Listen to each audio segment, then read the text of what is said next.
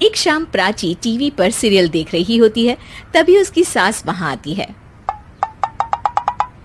अरे सीरियल में तो ऐसे मग्न है जैसे आज रात का खाना पड़ोसी आकर बनाएंगे।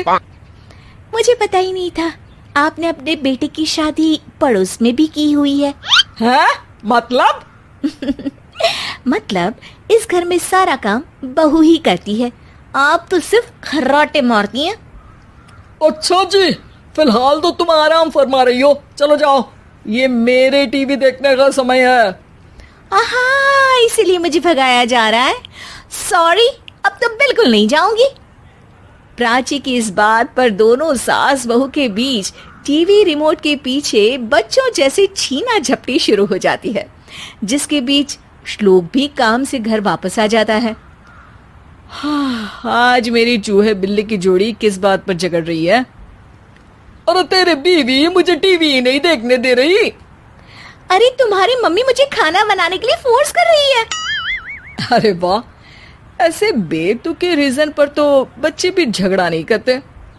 अरे मुझे कुछ मत बोल, सब इसने ही शुरू किया है। हाँ हाँ, जैसे आप तो बहुत दूध की धूली है ना। अरे बस, दोनों चुप। प्राची जाओ, खाने की तैयारी करो। और माँ तुम छोड़ो, तुम्हें क्या बोलूं, शांति से अपना सीरियल देखो। मुझे दोबारा लड़ने की आवाज सुनाई नहीं देनी चाहिए। ऐसा बोलकर श्लोक वहां से चला जाता है, जिसके पीछे पीछे प्राची भी कुछ न कुछ बड़बड़ाते हुए रसोई में चली जाती है। हाँ हाँ, सासू जी को तो कुछ बोलेंगे ही नहीं, बस मुझ पर ही हुक्म चलता है, खाना बनाओ, जैसे मैं इनके घर में खाना बनाने के लिए आई हूँ। इसी तरह शाम बीतती है और रात को श्लोक और प्राची की सास खाना खाकर सोने चले जाते हैं, लेकिन प्राची गुस्से में कुछ खाए बिना काम में ही लगी रहती है। इस घर में किसी को घंटा फिक्र नहीं पड़ता, मैं खाऊं या भूखी रहूं।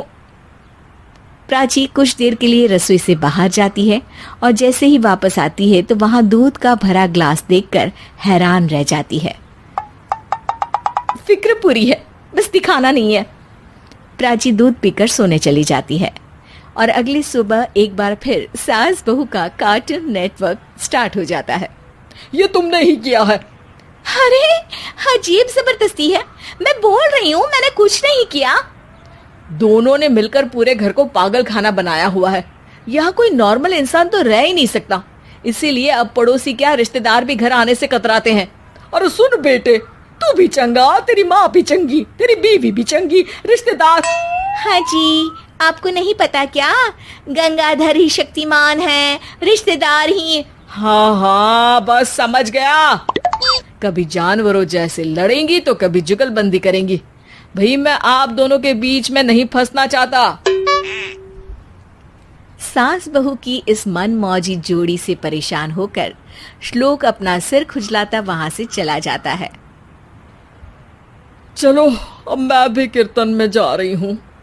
इस पर जैसे ही सास कमरे में अपना पर्स लेने जाती है तो वहां नाश्ते की प्लेट रखी देख मुस्कुराने लगती है और नाश्ता करके घर से बाहर निकलते हुए कुछ पैसे टेबल पर रख जाती है, जिसके कुछ देर बाद सिलेंडर वाला घर आता है। ओ मुरी मैया, मैं सिलेंडर के बारे में तो बिल्कुल भूल ही गई थी। घर खर्च के सारे पैसे भी मम्मी के पास है और श्लोक से बोला तो उल्टा 4 बात सुनाएंगे। प्राची ये सोच ही रही होती है कि अचानक उसका चेहरा चमक उठता है और वो घर में आकर इधर उधर देखने लगती है। तभी उसकी नजर टेबल पर रखे पैसों पर पड़ती है, जिन्हें वो सिलेंडर वाले को दे देती है। ये सब श्लोक देख लेता है। अच्छा बेटे, इतना बड़ा घोटाला, सबके सामने मैं तेरी दुश्मन और पीठ पीछे तेरी मेरी यारी। इस पर श्लोक एक प्लान बनाता है और शाम को सब एक साथ बैठे होने पर बोलने लगता है। माँ, तुम दोनों की बहुत लड़ाई होती है, इसलिए मैं सोच रहा हूँ कि प्राची को उसके घर छोड़ाऊं। इससे वो भी खुश रहेगी और तुम भी। अचानक श्लोक की ये बात सुनकर सास बहू शौक से उसकी तरफ देखती है। अरे ऐसे कैसे घर छोड़ाओगे, मुझे कहीं नहीं जाना। अरे तुमने बोला नहीं पर मैंने सुन लिया, तुम्हें मम्मी के साथ रहना अच्छा नहीं लगता, मुझे पता है। अरे वो अरे, जब बहू खुद कुछ काम बोले तो वो तुझे सुनता नहीं, और अब जो इसने बोला ही नहीं वो तू समझ गया। जब उसे नहीं जाना तो फिर जबरदस्ती क्यों कर रहा है? अच्छा, फिर आपको मौसी के घर छोड़ाता हूँ, बस अब आप दोनों एक घर में एक छत के नीचे नहीं रह सकती। मैं इस टॉम एंड जेरी की जोड़ी को और नहीं झेल सकता। है? ऐसे कैसे नहीं रह सकते? तुम्हें इतनी दिक्कत है तो तुम्हारा बोरिया बिस्तर पैक कर देती हूँ, लेकिन मम्मी जी कहीं नहीं जाएंगी। बिल्कुल यही सुनना था मुझे। अगर दोनों में इतना ही प्यार है फिर हर वक्त ये लड़ाई का नाटक क्यों करती हो?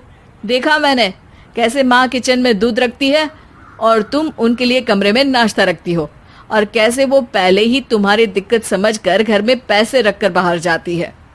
अरे भाई, इतना ड्रामा तो डेली सोप में भी नहीं होता जितना तुम दोनों ने इस घर में फैलाया हुआ है। तू हमें टॉम एंड जेरी बोलता है ना, तो याद कर वो दोनों भी एक दूसरे को बाहर वालों की बुरी नजर से बचाने के लिए हमेशा सबके सामने लड़ते थे, लेकिन अकेले में दिक्कत के समय मदद भी तो करते थे। बस हमारा रिश्ता भी कुछ ऐसा ही है। और वैसे भी अगर सास बहू में तू मैं नहीं होती तो दुनिया वालों को कहानियां कैसे मिलेंगी?